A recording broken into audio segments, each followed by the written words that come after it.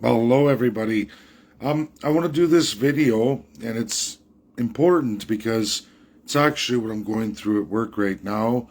And it was funny as I'm delving into heavy overtime that I haven't worked in an extremely long time. In fact, I was out in Ontario. I worked 50-hour work weeks, odd time, sixth day, 10-hour shifts, nothing more than that, 10 and a half hours depending for nuclear. But I want to target Alberta, and I want to target Alberta labor relations. I want to go through precedent law. A lot of people know it as the common law. Precedent law, that is common law. That means what's been done over time becomes the norm, becomes the standard, sets precedent.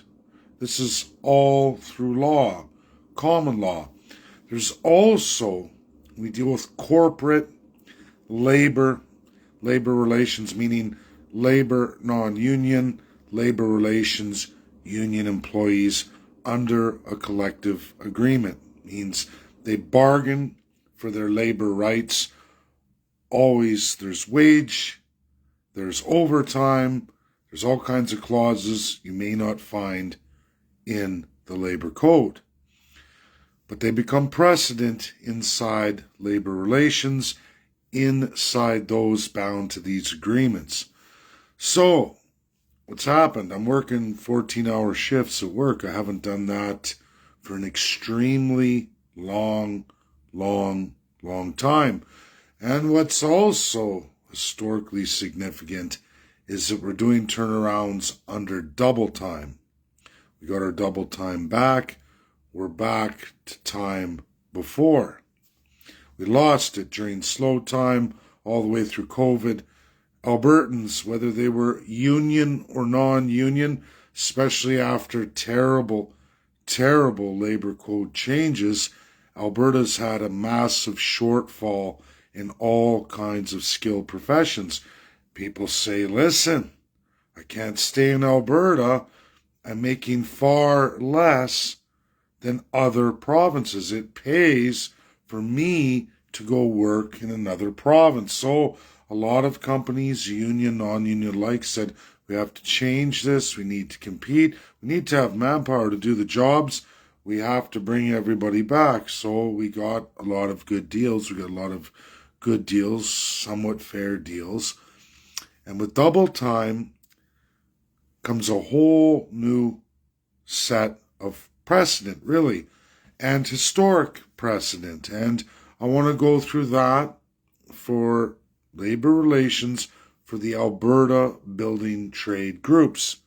Everybody's got contracts. I'm in the Boilermakers. We left the building trades. We got our contracts renewed, got our double time back. And then people start talking about companies in this group, this Alberta building trades, multi-trade usage.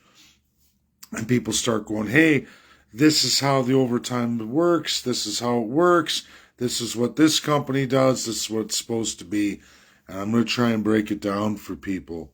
Historically in Alberta, labor relations, labor code, precedent law of the time. You got a 15-minute coffee break on a 10-hour shift in the morning till the lunch period assigned. Then you got a half hour to sit and eat, or if you were close to Mede's, leave and go eat, unpaid. You return to work for the remainder of your 10-hour shift. You got a 15-minute break. That is Alberta labor law. That historically was labor relations law matched to a T. What happens, though, is companies say, listen, we're under a deadline. We need to schedule you for 12-hour shifts. At that time, folks said, listen, my contract is 10 hours. You want me to work overtime. I want to be paid double time for that. Non-union and union alike in Alberta, in precedent law, labor code, labor relations, there are all kinds in those industries that pay double time, either spectrum. What happens is people said, okay, after the 10 hours, we'll pay double time. But you get a break, right? You've served your time in your 10-hour period. You got your 15, your unpaid half, and then you got 15 more. So what they negotiated was, okay, we need you to work 12. We'll give you double time and you get a break. So if you sit and enjoy your break, you will be paid for that break. They called it double time, meaning you get that break paid for and you sit for it. If you don't, you get a full half hour paid in lieu of. They did that in Labor Code Alberta and Labor Relations Alberta. A lot of companies still continue with that precedent. But here's the kicker. A number of years ago, companies' labor code or union labor relations decided it's more effective if we take away the 2:15s, which 2:15s and a half an hour unpaid is an hour of break time. And it's 3 times a day in a 10-hour period. And then with 12s, we're giving you another 15 times, sometimes sit. We want to take that away. We want to make 2 half hours in a 10-hour shift.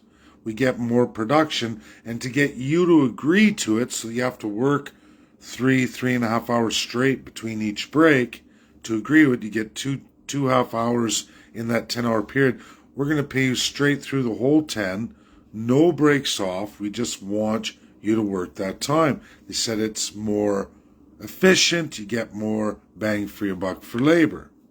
Because you're not getting the third break. It's combined into one, and you spread them out over time.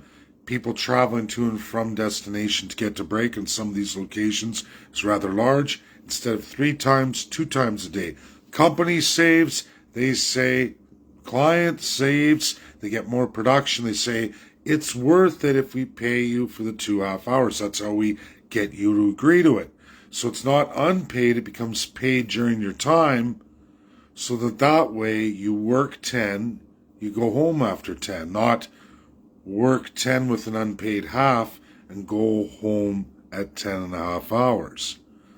Labor code precedent, labor relations precedent, just in the last 15 years of work in Alberta.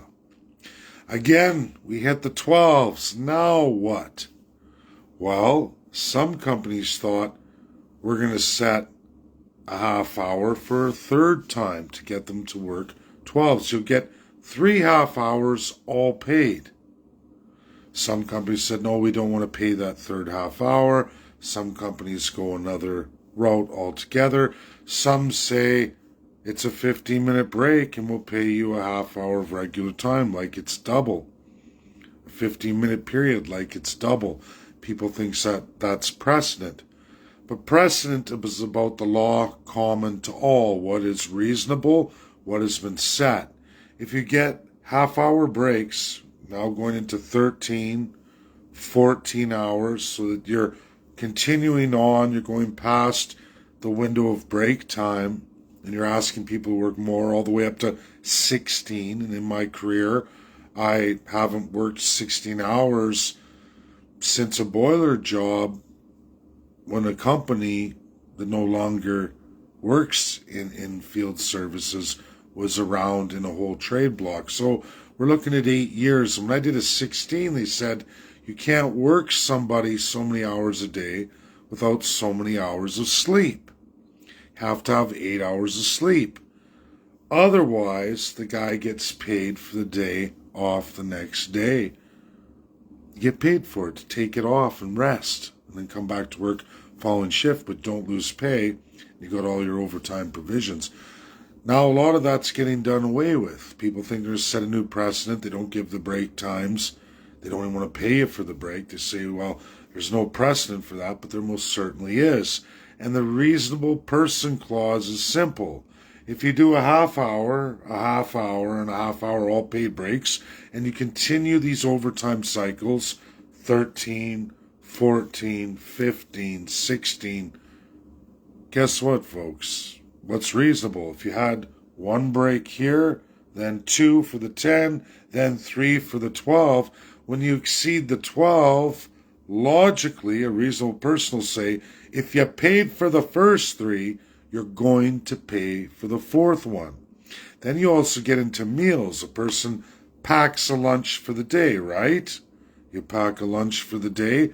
Reasonable is you want somebody to work overtime, you must feed them. We get into all kinds of precedences with that. Used to be a hot meal supplied. For almost 40 years in Alberta, you got a hot meal supplied. You can go through the rigs, you can go across all powerhouses, you can go across all construction, and on you'll find this truth in precedent, history, labor code, labor relations. Paid a hot meal. So if they can't do that and provide that for you at site, a lot of companies say, well, it's not reasonable for us to do that. You're going to have to leave work on your own time, your sleep time, and you're going to have to find a way to feed yourself. So what they do, they whip out the checkbook and say, we will pay you for the hot meal you didn't get because we can't reasonably provide it, or we don't want to. We'd rather pay you for it. And that's precedent law. It's called per diem in some scopes, labor code, labor relations. Some call it a form of subsistence. Some people say we will pay your hotel, your per diem subsistence, a cash value on top of that at these levels. Some say it's just called a meal break and they choose to pay it. That is what happens at the 12-hour mark. That's what has always happened. Because you look at the travel to and from a remote job site, you look that it's a remote job site, and you can't get the food to the guys, you must pay them for that. And that's what has always been precedent. People get 15-minute breaks, half-hour breaks wrong. It was precedent. Companies still following the 15-minute rule when they're adopting the half-hour break regime, 1, 2, and even 3. Once they've done the 2 is one thing, but when they scale into doing a third, that's it. It's not a 15-minute break. You're breaching precedent. You're writing your own deal. It's not precedent law. That is the law of precedent. It fits labor code or labor relations. That's how Canada operates. And it's always on what would a reasonable person think. Now, some folks say, well, the 15, that this company pays it at least, but the precedent has now been set. The new system is half hour, paid.